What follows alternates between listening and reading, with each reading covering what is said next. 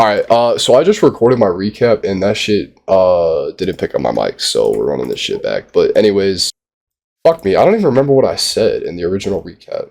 I probably said some good shit too, but I already deleted the video. Um, so let me just go through my journal, I guess. So first trade, I think the big lesson for me today was definitely profit taking. My profit taking was not precise today, and that cost me a lot of money. Also, just being a bitch with no leverage, but happens to the best of us. Like, I just got to get back in my rhythm, and I'll start over leveraging soon enough. Don't you worry. Right now, Man really said he's gonna over leverage soon, bro. Happy.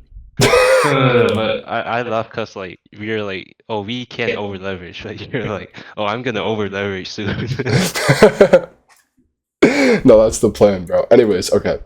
So we'll probably go like 5 minis per trade tomorrow instead of 5 micros. I took this inverse. This is delivering from we have SMT with ES, deliver from some equal highs here.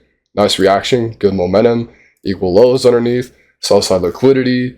I think we were delivering from a fucking 15-minute gap as well or something. I don't fucking know. Yeah, there was a 15-minute gap up there. So this is all looking well and beautiful and great. I took the trade right and I see the fucking momentum right, and so my plan was take profit at the low of the range, and then I saw this low over here and I was like, all right, that's probably a better target because with all this volatility we're just going to punch straight through and probably take both at the same time.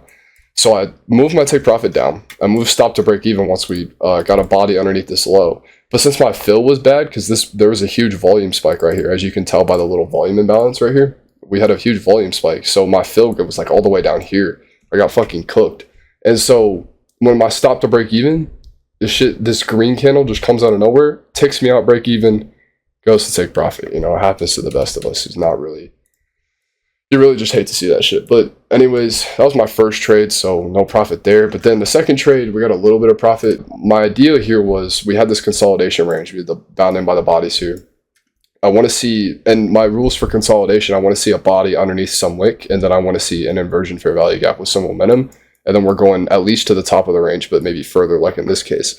So we checked all those boxes. We delivered from some higher time frame shit back here.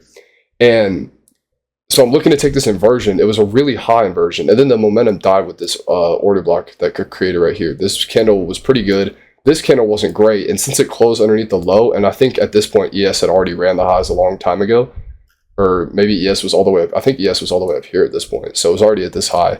So I'm thinking to myself, well, if it closes underneath this low, maybe we're going to get SMT here and we're just going to dump back down because there are now some nice lows to target.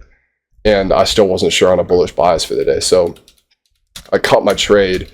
And then, of course, right after I cut my trade, we flashed down. I probably would have gotten stop break even anyway since my fill was super high. And after this high is taken, I want to move stop to break even. And then shit just ran 100 points. So, like, what are you going to do? Didn't hold it like a pussy.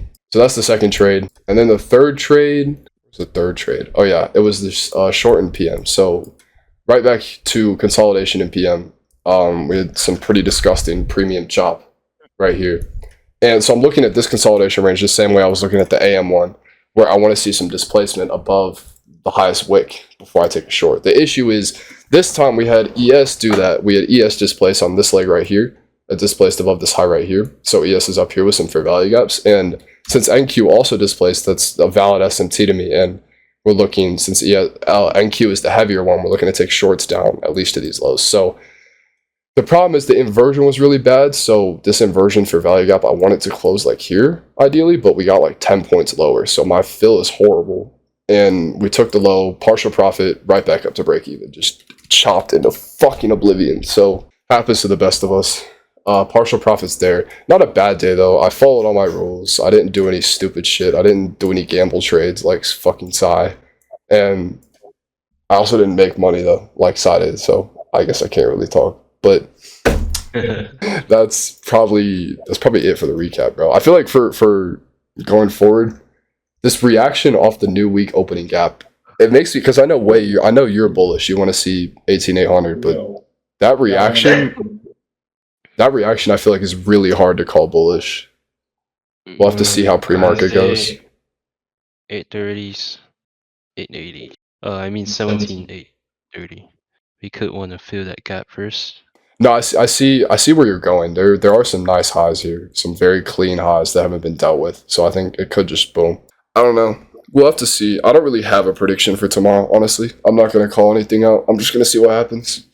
I'm just gonna take IFVGs off of higher time frame PDRAs like a good system trader, and hopefully I can make some money. That's the plan.